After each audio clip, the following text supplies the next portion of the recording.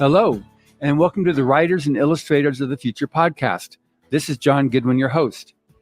This podcast is dedicated to the aspiring writer and artist and will provide inspiration and tips from top professionals in the field. If you've been listening to this podcast or are new to it, I thank you very much.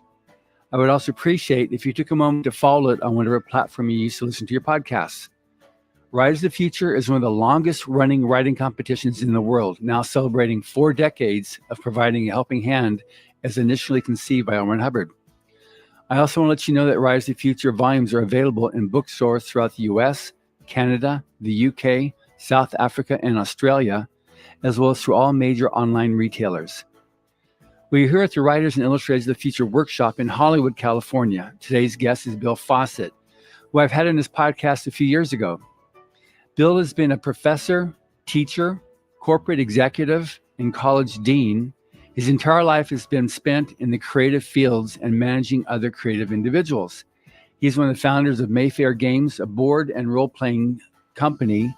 As an author, Fawcett has written or co-authored over a dozen books and dozens of articles. Actually, at least it's one more because we're going to be talking about his next one.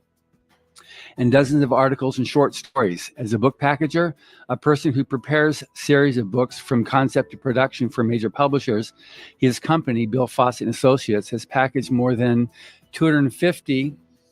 So whatever's up to now, it's still more than 250 titles for virtually, 400, he just let me know. Has packaged more than 400 titles for virtually every major publisher. And yes, I agree. You should get your bio updated because you're just like way too fast for the internet here. Welcome, Bill. Thank you. Fun to be here.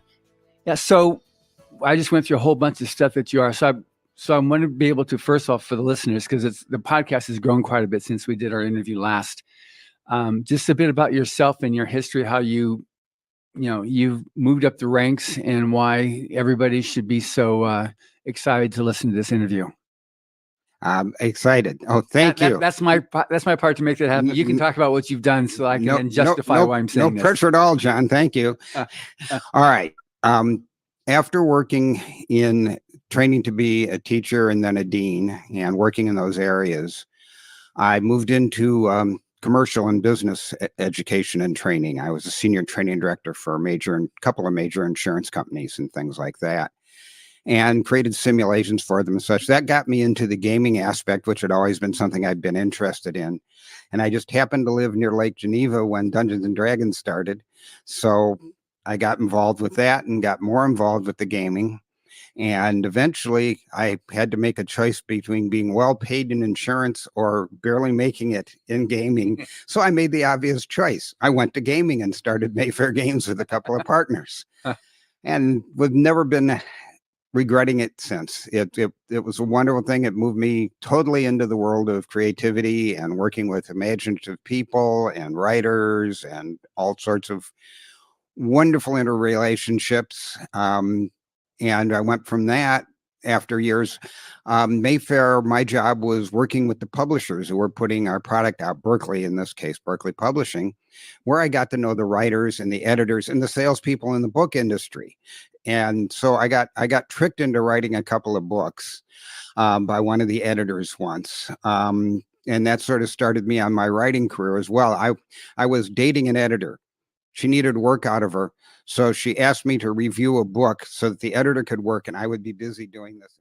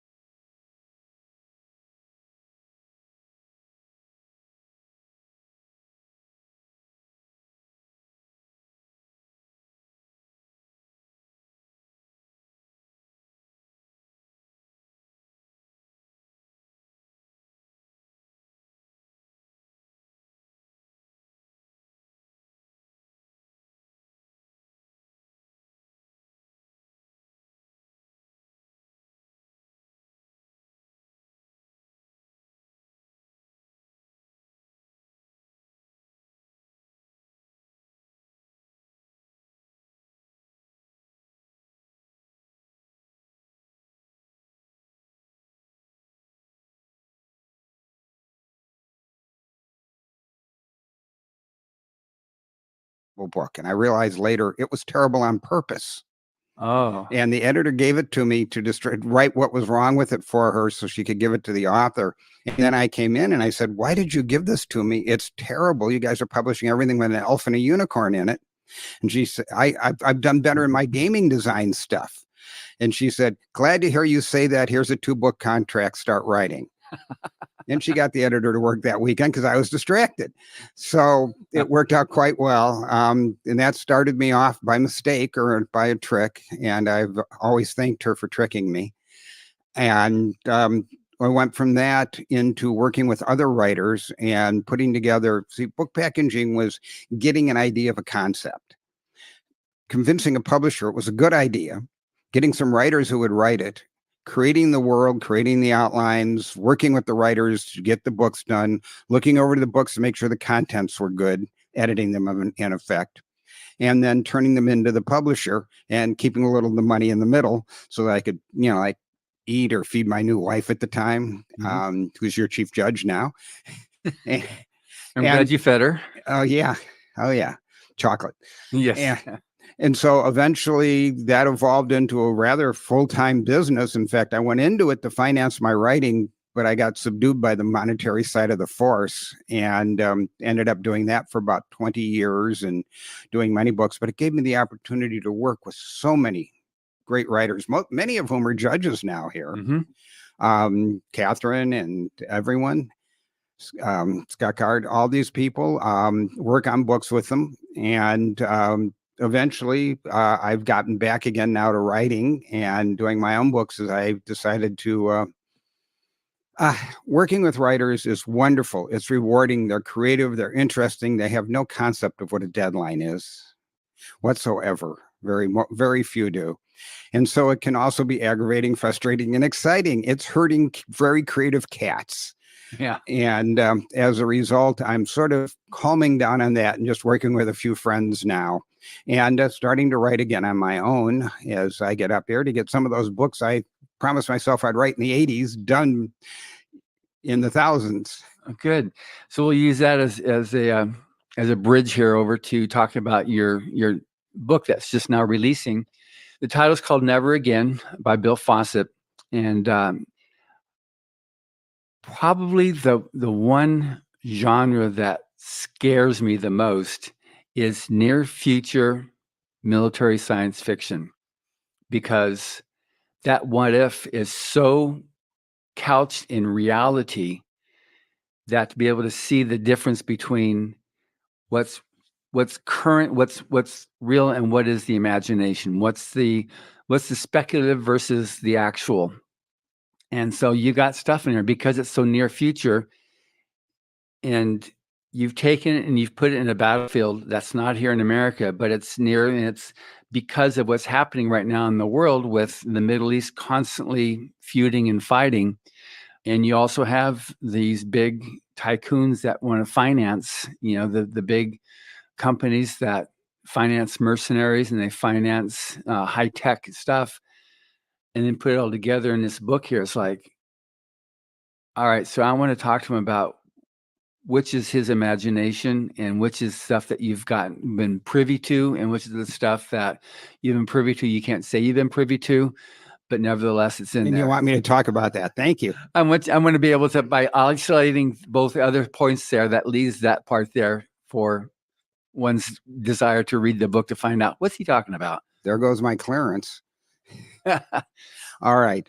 The book itself is set indeterminate period in the near future. And it's in you use year 9, year 1, this is the year since the establishment of a Kurdish republic. Right. Yeah, like the Roman Empire did it by emperor, the 4th year of Hadrian's reign, etc.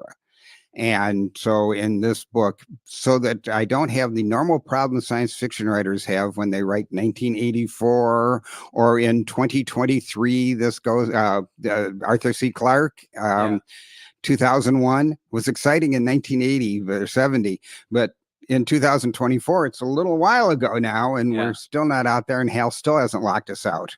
Exactly. But this is in the near future, and it's dated that way to avoid it. And it assumes just two things that are different from reality, and the rest of it is totally based on reality and intelligence and history. I am a historian. I've written a number of books about mistakes in history and things like that. Very fun ones too, like you would not believe. But anyway, well, if you can't have fun with history, I mean, you might as well just start crying now, because we're making it. I know. And so this book is set that the one people in the world that have been more abused than probably any other group but American Indians in some degree are the Kurds. They fought the British so well, the British wouldn't give them a country when they broke up the Middle East. They divided the the Kurdish cultural people into 5 different countries or locations on the edges of everything instead of being in the center. Northern Iraq, Northern Iran, Eastern Syria, Kurdistan, a little South Iraq. All those areas had a strong Kurdish and still have a Kurdish speaking population. And they have fought intensively and hard to maintain their culture and their awareness of a people. I assume that they finally succeed in not being just an autonomous region, and the fact that they've occupied a good portion of Syria, which, by the way, they still do, because they were the people who did the fighting against Daesh, against the Arab Caliphate, ISIS. Okay, got it. That they were the bulk of the people that fought them. And fought them. They're very good warriors. Our army, called the Peshmerga, has been a cultural militia local for centuries. It goes back to a tradition. Saladin was a Kurd, the great leader that fought Richard the Lionheart. And they go back to their people basically fighting Alexander to a dead still and saying, all right, we'll just unite with you instead. Roxanne was just what we would call today a Kurd. The part of Kurdish people were that city-state that Alexander's favorite wife came from. I say favorite because cultures were a little different, and he sort of had a collection. Anyhow, so I assume in this book that they've actually formed their nation, and they've put that fanaticism, that energetic sense of nation and sacrifice to work in creating one. And we're about 9 years in. And at the same time, Iran, under pressure of its own incompetence and mullahs and stuff, is collapsing. So a rich nation, which is growing sort of a Hong Kong model or an Israel model of modern and democracy and everything, in the middle of all these countries that have all these repressive dictators, is what you call a target. So the one thing is, I took the Kurdish people and gave them a country. Right. And probably made them a little more ideal and self-sacrificing than any large people are. But nonetheless, they very much are very close to that. I've talked to a number of people who came out of various branches of our military and special forces and trained the Kurds, who have been our allies very often. And they have great admiration for the Kurdish people. Not necessarily their politicians. That's also reflected in the books. Oh, man, he's like a serious piece of work. But Hassan, right? No, Hassan is Iraq. Oh, Hassan in here. Oh, yeah, the president. Yes. Oh, yeah, you've read the book. Yeah. Hassan, the president, is, let's just say, he qualifies with what you just said for there. You need to read the book to really know what a piece of work he is. If he was in America, he'd be governor of Mississippi. But okay. or maybe mayor of New Orleans, even better. Yeah. Kind of self-serving and corrupt. Anyhow, and I say that coming from Chicago, which is impressive. The other suspension of disbelief is that just one, batteries. Now, you'd think the power to armor would be a suspension of disbelief, but with the exception of the development of a small battery that can produce tremendous amounts of power, everything else is technology off the shelf today. Everything else in that part of the book. And I take the battery. Rail guns? Well, if you have enough power, you can do it. Wow. The limitation on the railgun is generating the power and putting it into place. So, yes, possibly the fact that they're firing a railgun while standing is also fiction, since it probably should drive them 30 feet back. It is not a it has a reaction. There's a lot of force there, since it's sending out something that'll penetrate armor. Yeah. But other than that, batteries. We haven't had a development since the lithium battery 15 years ago. I mean, if they were developing, like, say, the components of our phones, the electronics in our phones, we should have a battery the size of my thumbnail that could run a car at this point in the same progressive development. Where's the dilithium crystals? Yes, when you we need them. our dilithium crystals. Absolutely. Well, since we haven't gotten into space, we haven't found planets with dilithium yet. And but we presuppose a brilliant scientist who likes it in the Kurdish nation, Kurdish Republic, and develops this battery. Right. And so what they have is basically the suit similar to the super soldier suit developed by DARPA. In fact, I even have That's DARPA what it is. deliver it to It comes from them because they canceled production, which they have. The battery problem. Yeah, which they have. I mean, we have this suit. You can run 20 miles an hour. You can lift 400 pounds. You can jump to 8 feet, and it moves with great strength. You can carry 100-pound weapon load and stuff like that. As long as you have a long enough extension cord. Absolutely. You stole my great line. But you need a very long extension cord because it sucks power in a truck with a whole generator on it hooked to that extension cord. So we that's our suspension of belief. We took that away. Now, if you take a look at today's situation, let's be honest, I wrote this because it was really satisfying to create somebody to beat the Iranians up. Okay. It's a very satisfying read on that level because the good guys are righteous and the bad guys are the ones we're dealing with right now in almost every case. Mm-hmm. And if I'm going to put someone who's going to clean house up, it's in the Mideast. Right. So they clean house in the Mideast. And in this first book, the suits are just being developed, and there aren't a lot of them, and they have to deal with a massive last-ditch Iranian invasion of their much smaller nation and army in order to save it and use the suits in a very different way than just facing the enemy. They have to find tactical ways, and they have to accept a lot of sacrifices, the people wearing them. Right. But it's also, it reinvents modern warfare with this too. Yes, and it brings back Mongolian warfare because what we have created is highly mobile,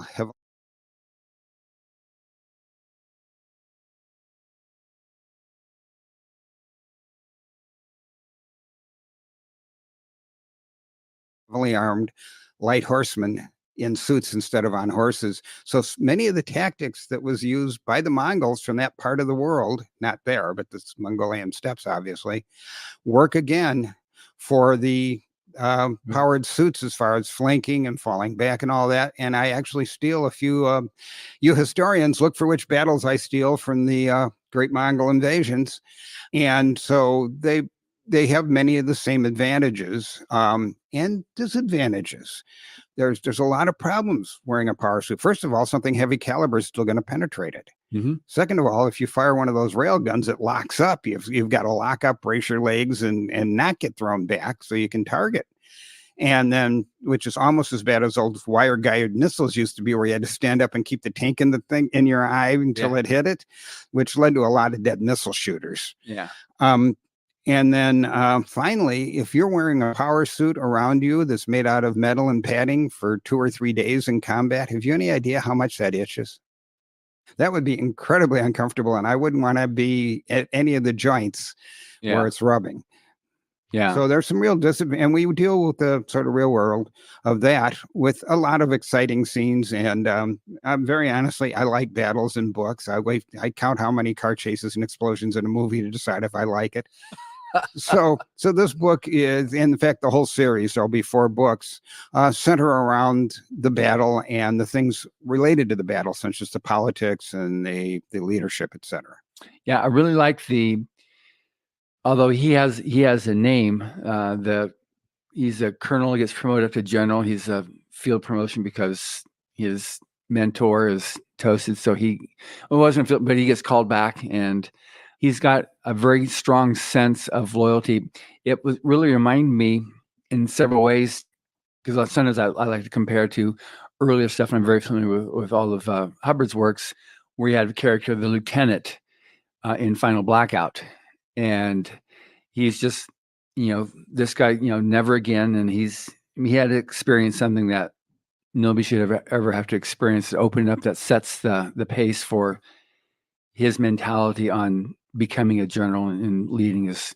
Oh, very much so. You to have something like this, whether it's Final Blackout or even Battlefield Earth, you need a character who has lost, Yeah. who has suffered, and who it molds him and makes him something. In this case, it makes him, when he loses his family, I hate to give that away, but he suffers great losses, mentor family, many things, and he reattaches his loyalty to his whole nation, and Yeah. and the people in the nation under pressure accept this and join him in it.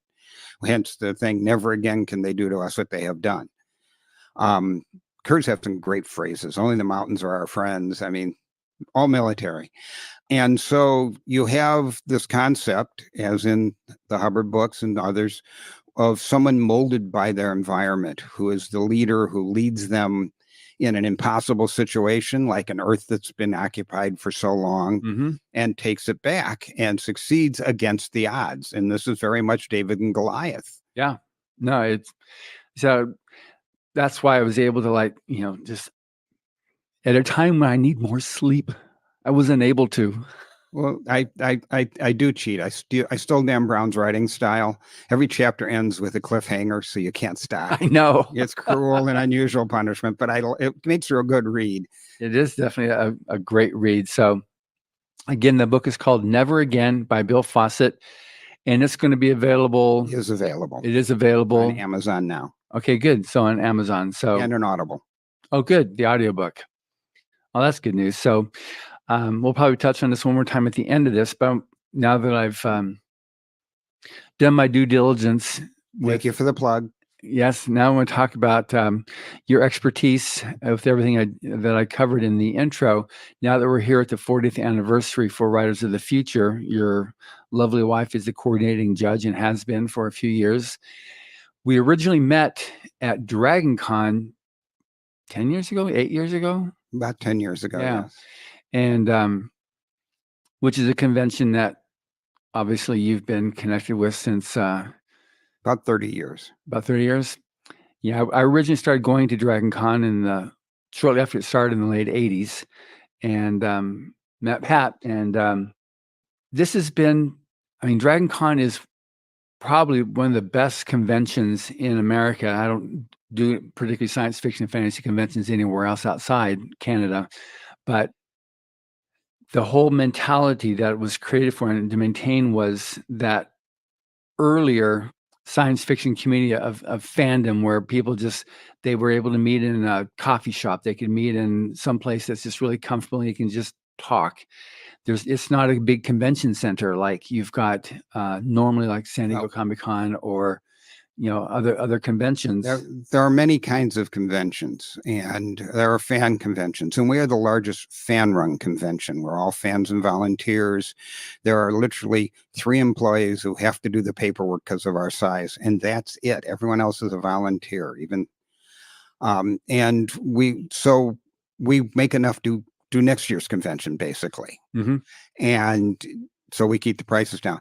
But the idea of it was, as we evolved, and it started as one of many conventions at its time 40 years ago. And what we saw the need for was the fact that there are comic conventions, there are movie conventions, there were Star Trek conventions. There was no convention that had a little of comics and everything else you want. So we went, and I've always went for not only a diversity of fans, but a diversity of activities. Mm-hmm. So we have over 3,000 events now. There's about 70,000 attendees in Atlanta on Labor Day. And the idea is to basically have something that everyone, from your children to the most hardest core, we have the War College runs a session at it. We have the Robot Wars. We have guys in full armor with full contact combat for international competition at it. We also have panels on, I think, 11 different literary topics and about 10 others running constantly that you can find your favorite author. You can find that. Our cosplay has become very known, and we have not 1, but 4 masquerades contests. You also have one of the biggest or best, or one of the last remaining art shows, and that's something that it's so unfortunate that that one part of conventions has been sloughed off to where you've got either only the art dedicated shows like Gen Con or something like that, but otherwise Dragon Con is the last great art show that people can come. Dirty secret: you don't make money on an art show. It doesn't help support the con. For sure, but boy, we are dedicated. We are fanatic about. We want it all there. We want the experience to be, and a great art show with lots of different things in it, along with the comic section, comic art section, and everything else. Comic Row is we think a vital part of the experience, and it also, of course, is an outlet for artists. For people to find artists they like, people to sell paintings at it. You can go there and get the most amazing paintings compared to a gallery pittance, really, because the artist is just like when you buy directly from the person who made the coat in South America, and it costs a lot less. The art from the artist is a lot less expensive than the gallery who takes a big markup. Yeah, no, it's just amazing on this thing. We've got several Illustrators of the Future winners that are there. You even have the largest blood drive within a science fiction and fantasy convention community. There's only one blood drive that's bigger, which is not science fiction and fantasy. It's I forget which one it is, but it's the second largest one in the United States, and you get like over 3,000 pints of blood that's donated. Pints, platelets. Yes, it approaches 3,000 every year. In that, it is incredibly gratifying. Our fans are the most amazing people. Our attendees, we're a family, and we think that way. And that's sort of the different attitude too. No offense to Comic Cons, but some of the Comic Cons are simply find a way to extract money. Yeah, we even keep our attendance costs down compared to other conventions. No, you work against what you need to make to have next year, and that's and our attendees will line up for an hour to give blood in the middle of a con with 3,000 events. They're standing in that line for an hour to get in and donate. And it's incredibly gratifying, and it's the largest in the Southeast and the second largest that I know of. Anyhow, so and I've donated thousands of books. As you know, if somebody donates blood, they get because you got the things you get. They look for your skid now when they come out. You got to. Oh, by the way, you're starting to repeat some of the books, and some of them have given so many years. They say, "I've got this already." Just mentioning that. Okay, good. Seriously, the writers of the future, the press has been.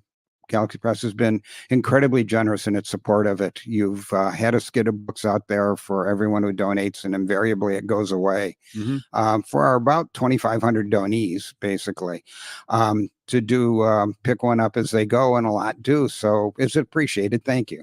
Yes, you're welcome. It contributes, and it's also based on the fact that because it's the Heinlein blood drive, and Heinlein and Hubbard were best buds when they were in the Pulp Fiction days. So, and after Robert's operation, they found out that Robert Heinlein's artery to his brain was clogged, and he almost died from it. And he was cloudy thinking, he wasn't getting enough oxygen, and he was unconscious. And they figured out what it was, and they basically roto-rooted his artery, and it opened up. And that led, of course, to his great discovery. When Robert Heinlein began to fade, he was halfway done, had done a rough draft of a book called Number of the Beast. When it looked like he wasn't going to live, the publisher put it out to put out his last work. Practically the first words when Robert Heinlein was conscious again was, "You printed what?" And I'm sure he and L. Ron Hubbard had quite a discussion of publishers at that point. Yeah. So, like I said, I'm like a total fan of Dragon Con, but that's just one of the Fawcett facets, that okay, that was cheesy, but anyway, I'm using it as my bridge now over to the next aspect of this interview. So when we talked before, we talked about the many impending deaths of publishing, and we're now moving into, or have moved into, self and indie publishing as a major resource, and that was It's interesting. I'm here at the Rise of Feature, and we got all these different judges, and we got some that are like, stalwarts for traditional is the only way, and stick with it, and don't buy into the stuff. And Legacy others, publishers, yes. yes, and others are like, the publishing of the future is self and indie, and there's more people making their seven-digit income annually from being self and indie publishing. Seven figure. Okay, yes. Not me, not many, but there are a few, and it can be done. But I've been in the business about 50 years. Yeah, I'm old. You should see all the gray hair in this room. And I think I've heard about before or witnessed at least the 4 or 5 predicted deaths of publishing during my career, maybe more. It started in the 30s when the cost of materials went up for the first time. Paper got more expensive. It was because of World War II. And so they cut. Do you realize in 1935, a writer got 35% of the cover of the book? And then they started cutting it back because the expenses were higher. And when it went to 25%, by the way, for your interest, today it's 10 if you really do well, 15 when it sells a lot of copies. Right. Okay. So when it went from 30 to 25, very well-known and very popular Bernard Cerf, the comic writer, said, "This is the end of publishing. No one can live as a writer anymore. They'll starve to death," which would have come as a shock to Stephen King 50 years later. But in any case, so that was a predicted end as expenses changed and the writer got less because the publisher didn't have as much, because publishing is not a big profit margin industry. Right. It's about 3 to 5%. Well, you run Galaxy Press. You're painfully aware of that fact. Yeah. And you don't make that much on every book, so returns hurt. And so they thought that, this was the end of it all because they'd do nothing but reprints from then on. Then you get into the 50s, and pocketbooks created the pocketbook. And this was definitely because you didn't have to return them. They were being pulped. This was the end of publishing as we know it. No one could make any money. The industry was doomed with this horrible, trashy production, which within 3 years, every publisher was putting out millions of. And the paperback was going to destroy publishing. Then I got up into the 70s, and the collapse of the bookstores in the 80s. This combined with, and another completely separate prediction was the first ebooks, which, by the way, weren't successful. The first ebook companies were a disaster. People lost fortunes. There was no good way to do it. The internet wasn't strong enough. You were, you're still dialing, waiting for it to make a noise and connect. And connect to you. It was, if I had a 6 baud connection, that's 6K a second, people. It was great. And it cost by about $130 in their money back then from Bell at the time too. Anyhow, so they were sure the ebook would destroy publishing because authors would simply sell directly. They hadn't quite figured out how, but they predicted that. And that prediction was 30 years of talking. And every time I turned around and ebooks got more popular, publishing was doomed. The other one was as the bookstore chains sort of imploded from overexpansion and correcting each other when Brookstone went down.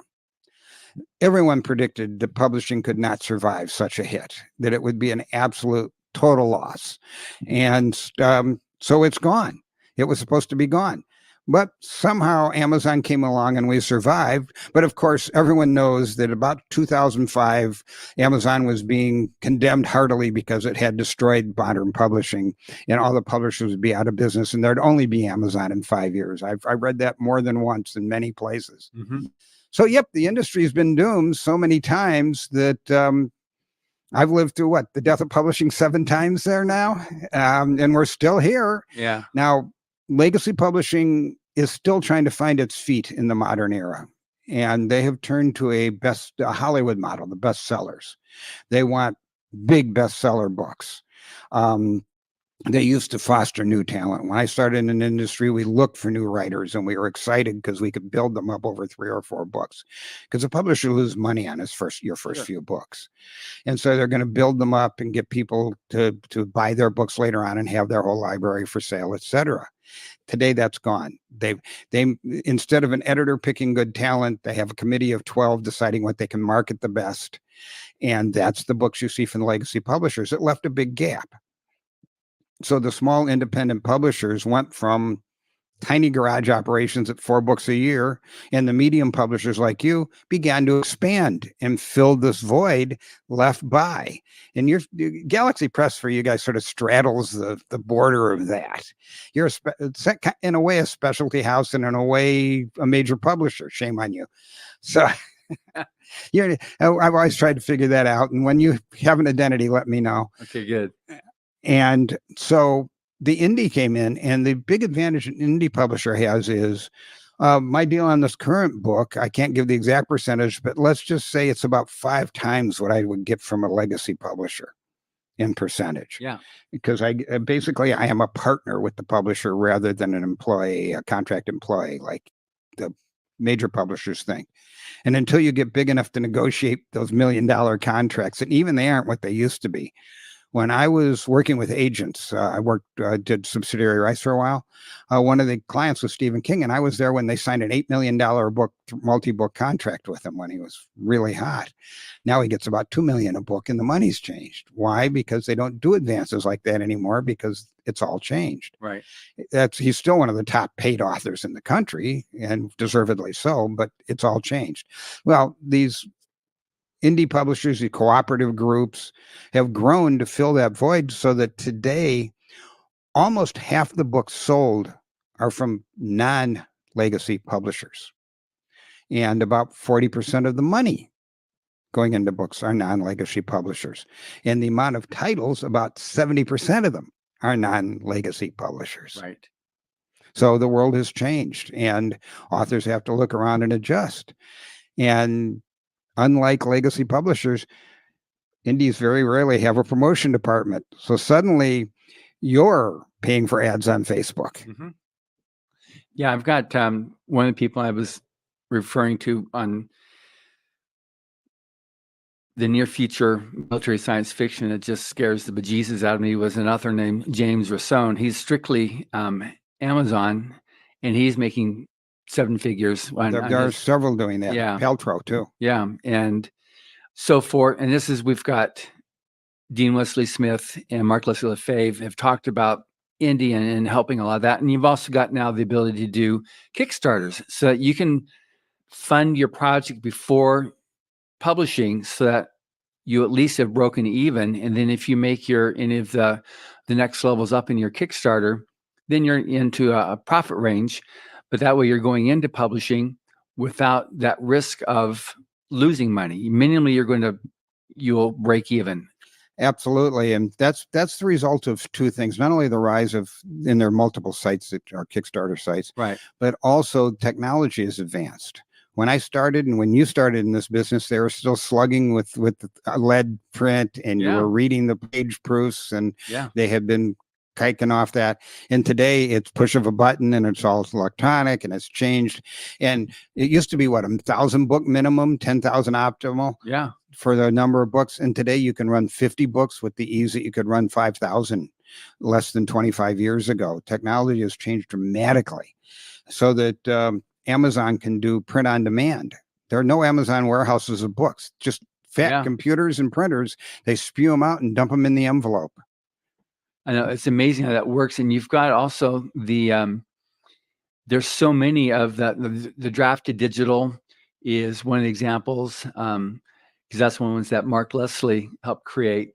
But, you've also got the other things they've got there. You've got like the Amazon Kindle, there's Draft to Digital, there's Ingram Spark, there's Lulu. And then you've got like the WMG, which is what Dean has as his company, which I learned WMG are the first initial of his 3 cats. And then Wordfire with Kevin Anderson. Did you know Kevin's last 3 books were Kickstarters? And I was saying, how did it go? And he said, I've gotten 3 times as much from the Kickstarter as advances from publishers. So he's a believer. Sold on it now. Yeah, he's a believer.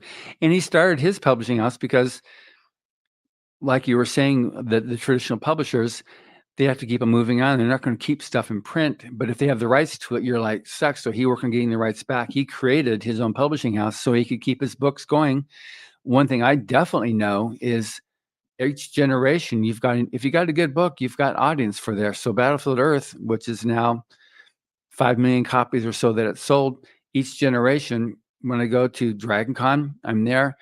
You either got a grandfather or a father coming and saying, get that book. Or somebody just walks in, that's a great book, and just you get the audience themselves will help push it. And so that's an advantage of being able to have the rights yourself. You can keep it in print. And that's the whole thing too, that 20 books to 50K, that whole thing Craig Martell helped to create, is if you have books out there. If you have a library, you have a library yourself. I read this book, Never Again. Oh, this is amazing. What else has he written? If you've got a library, you've just sold a bunch more books. Yeah, and you, when you're not doing anything else, dump them all on Kindle Unlimited and get paid per page. Yeah, it's not much per page, but then there's millions of people that are members. So that's also changed everything about what books go out there. And a lot of people that you're talking, including the people you quoted, are on Kindle Unlimited, and they have 50 or 100 books on it. And what it does do is encourage writing fast. A lot of these writers are putting out 4 or 5 or 6 books a year, which you can't do with traditional. Well, it takes 18 months for the book come out after you finish it. Yeah. You can do that many, but they won't take that many books from you. Right. And they never could. Piers Anthony, the famous author, used to write under 3 different pseudonyms because he wrote fast, and the publishers would pay you less if you offered them too many books. Well, that was the problem that Hubbard had with the pulps. Some of the magazines had multiple stories under different names. Yes, because there weren't enough. He was so prolific. His action adventure stories, which were always fun. I remember reading them as a boy. They came out in the 50s and 60s when I was reading that. I shows you this is a really old man here. You get them, and of course I didn't recognize style, but I knew good stories, and he'd be in Men's Adventure or True, or some of these 2 or 3 times in an issue. But then I think that was a side effect of he was paid by the word, and he had to make a living. Yeah, and he was one of the highest paid authors for that. And I've had over the course of this week here, I've discussed with other authors too. Dean Wesley Smith is very familiar with Owen Hubbard because he wanted to be able to emulate him as an author, because he's a very high output, author as well. But he does really well with this thing. He makes a lot of money in his Kickstarters. He does 6 a year, and he talks about, and he works out. He did that whole. There's that one article Owen Hubbard wrote on the business, where he gets into the business of writing and work out what different areas make you the most money for your efforts. And he says, the number one thing for him is rights. He says, I get more money in rights. That's the top income source for me. And then he gets into his Kickstarters, is number 2 that he does. And he just broke it down 6 different ways he makes money on his intellectual property. And do you realize we went from people are talking about the end of publishing to talking about dozens of success stories here and how people are making really good money at it again? We are selling more books today. But whether it's Hubbard or Heinlein or anyone from the past or new writers than ever in history. Publishing is not dying. Publishing is growing, but it's having growth pains. That's what's going on again. Yeah, I had this in 2023. There was an article written by Nicholas Rizzola. He says the need to help aspiring. There are upwards of 4 million books published each year, with 75% being self-published, roughly 3 million. The sad fact is that the average self-published author makes $1,000 annually, selling only 250 copies, and that's from a book on self-published books and author sales statistics. But the point on that is, and this is also I wanted to be able to address, like this podcast, Writers of the Future, and the value of having something like this to give you that leg up on making sure you're not one of those $1,000 a year published authors, but you're actually can get yourself known, recognized, and rise above all the din of out there. One of the biggest problems in publishing today is determining which books are good before you buy them. Yeah. And just because you knew from a legacy publisher, it had been screened by experts and still is. Right. But with the thousands of independent publisher books, some are good, some are from authors who shouldn't be publishing. Right. And the contest, Writers of the Future, provides one of the tools to say, Writers of the Future winner on the cover. Okay, we know this guy can write. Right. If I buy this book, I'm not going to be disappointed. So that's a very valuable thing that you're providing in what is still a very amorphous, growing field of people trying to determine just what is what. Because even, and Amazon will hate me, but even all the Amazon Unlimited books aren't good. I have that. I like to see what they're doing. I read perhaps 2/3 of what I pick up. I get 50 pages into some and go, nope.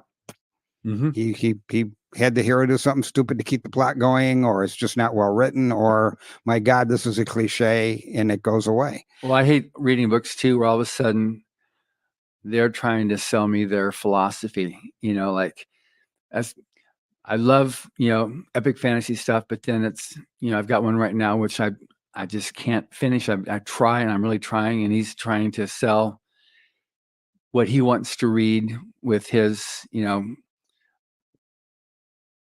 stuff. And I can't do that. I read a story for story, not for somebody to sell me on their. I want philosophy. I'll watch CNN. I want to escape. Yeah. When I wrote Never Again, I wrote it because it would be a fun read, because it's a page turner with a lot of events, a lot of explosions, and a lot of heroes and anti-heroes. Yeah. And that was not a mistake. It has absolutely no philosophy and very little politics in it. And the only politics are in the Kurdish Republic because of some evil politicians. Come on. We all like beating on evil politicians. There are some very good ones that I admire greatly too, but there are some self-serving people out there. Yeah. And they're fun to make a villain out of. Yeah. That's something you can do with science fiction too. That probably better than any other genre. You can do what you just said right there. It's cautionary tales, and which is what other countries had to do, where it was such heavily suppressed. Like even in Russia, that with science fiction, you could put another planet, another society, another thing. Then you could talk about. It gives some freedom. China, Russia, even today, it's got more freedom than their normal literature. Yeah. Although still,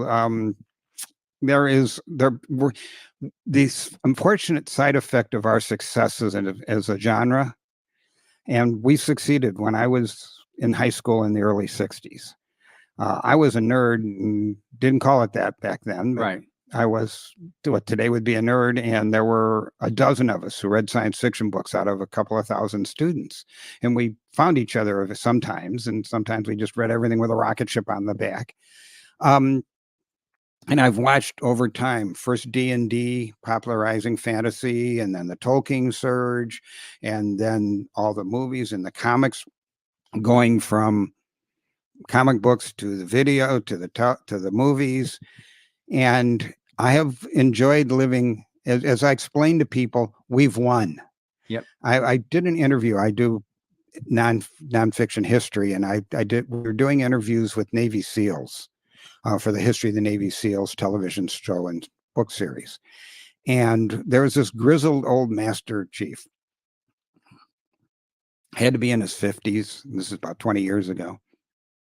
He was talking about, and he pulled into a village in Iraq, I think in this case, and there was a wall, and then there was a big dune next to the village. And as soon as they pulled in, they started taking fire. And he said, well, and he looked at us and said, I looked at how many there were up there and decided we didn't have enough hit points to take them on in combat.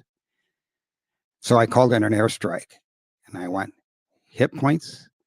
A 50-year-old master chief who's been military all his life just described his unit in hit points like D&D. We've won. And we've become a part of the culture. And the side effect of that is the undemocratic administrations, the dictatorial, the repressive administrations are afraid of us now. Yeah. So you get people to think and go, wait a minute, I don't have to have like this, and look at this, and they did it there, so maybe we can do it here. Yeah, good for us. Just as the heroic actions of the characters in Hubbard or Heinlein or Asimov or Reynolds or any of those old classic writers inspired us to be what we are. We're hopefully creating the next generation of out of the box thinking rebels with our books. Yeah.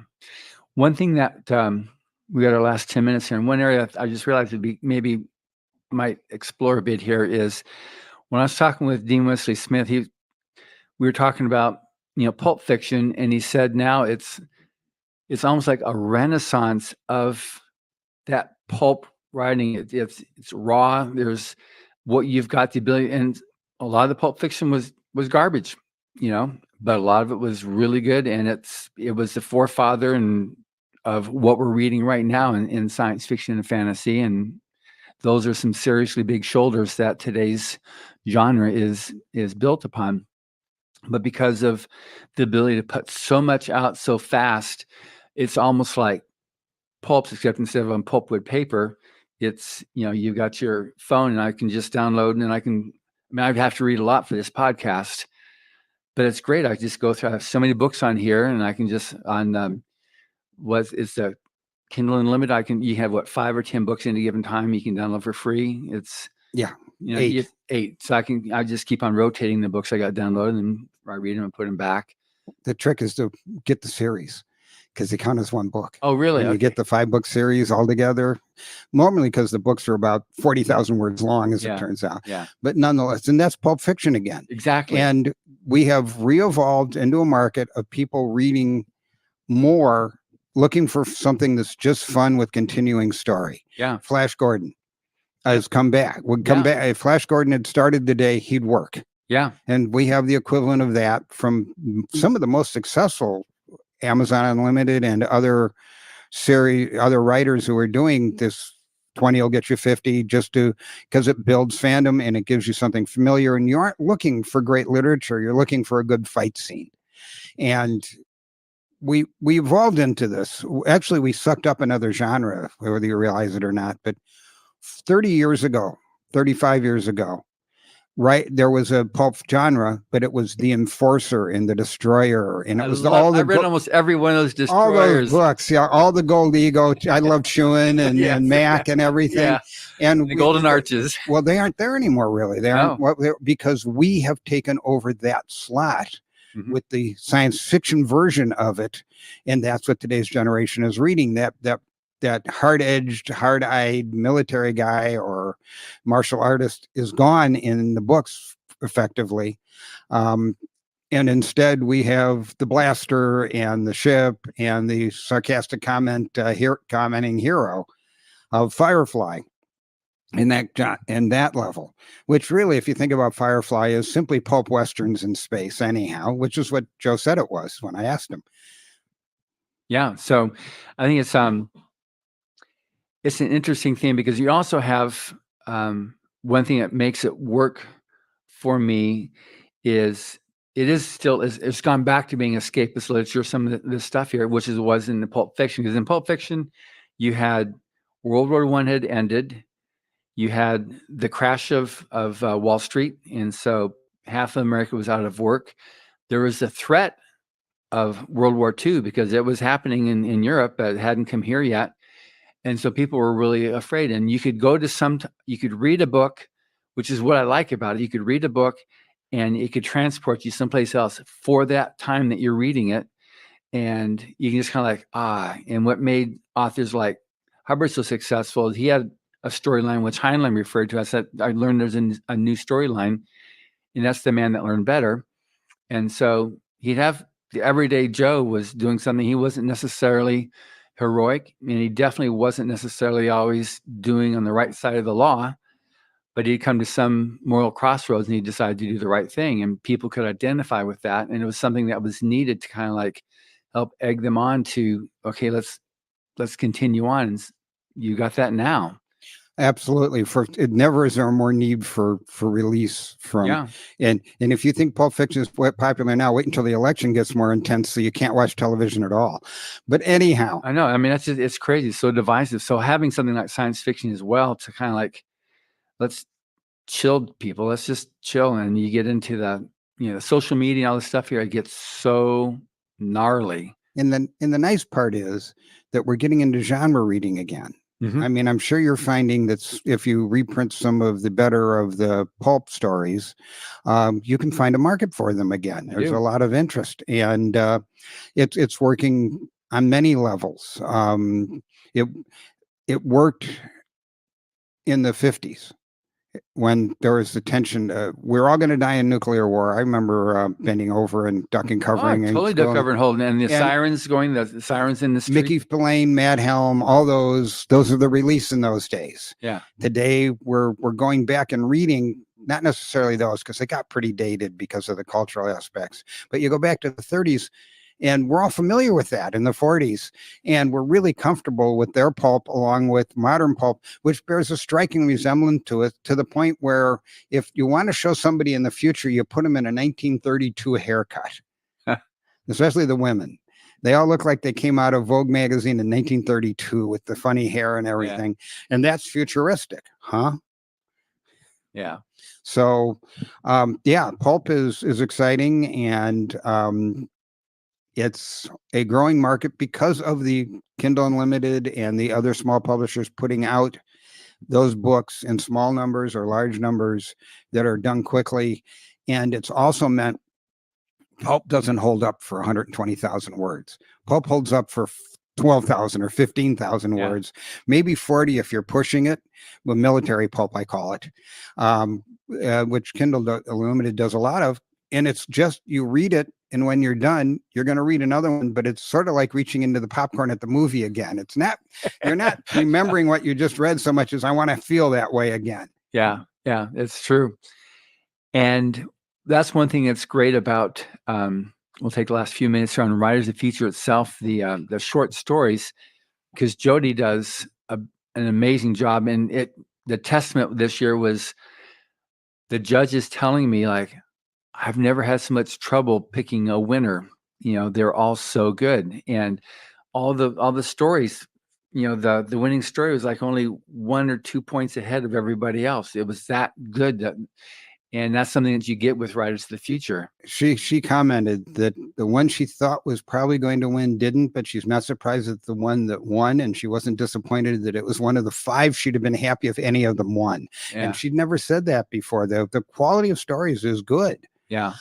Which doesn't mean when you're first starting, write it in. There are at least 2 people down there that have done less than half a dozen stories ever, and their story caught. And I've known authors that I've talked to at the session that it was their second story ever. They were just inspired. And if you've got a little wit and a little talent, it can work. Which is also a testament to what pulp fiction is.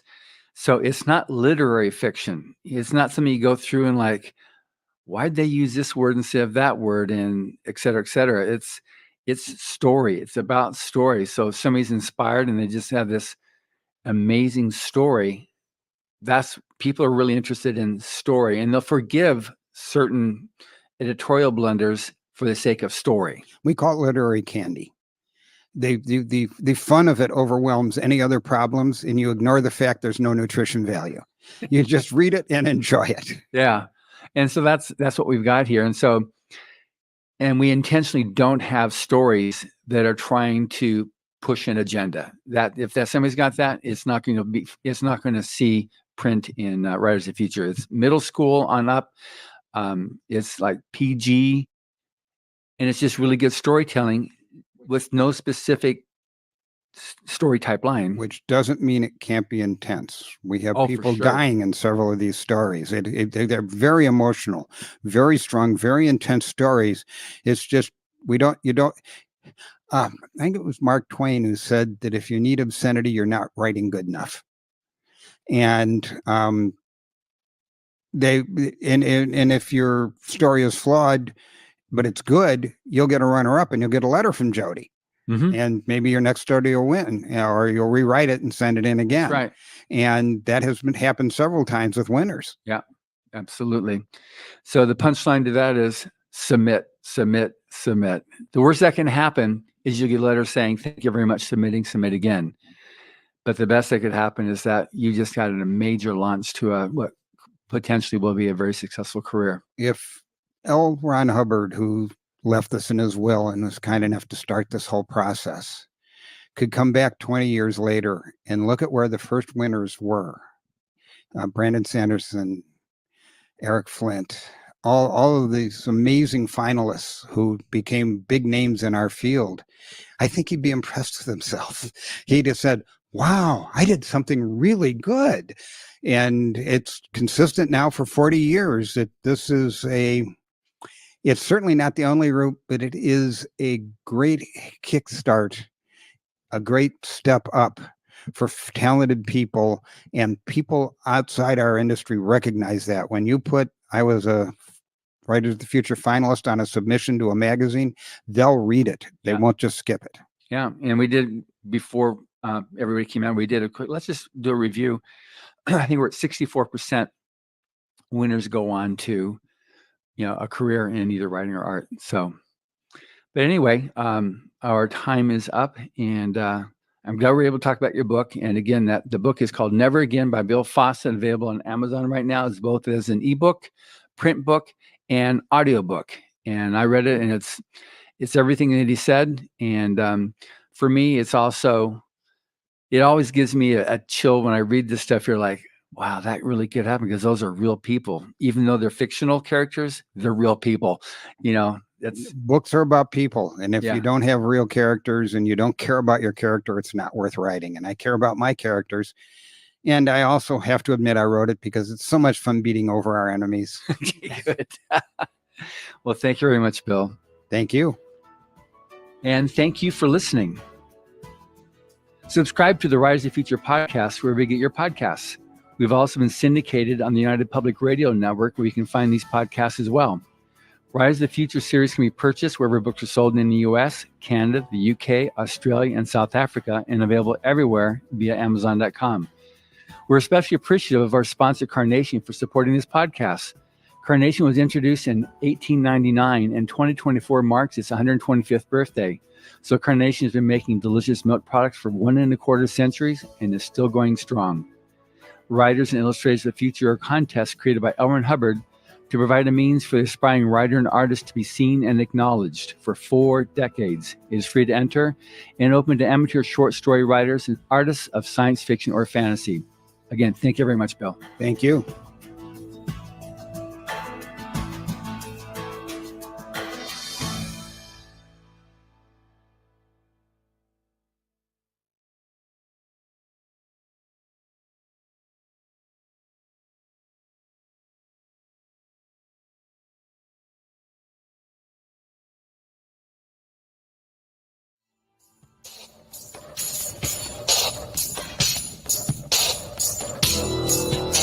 Welcome to the Outer Realm with Michelle DeRoche and Amelia Pisano.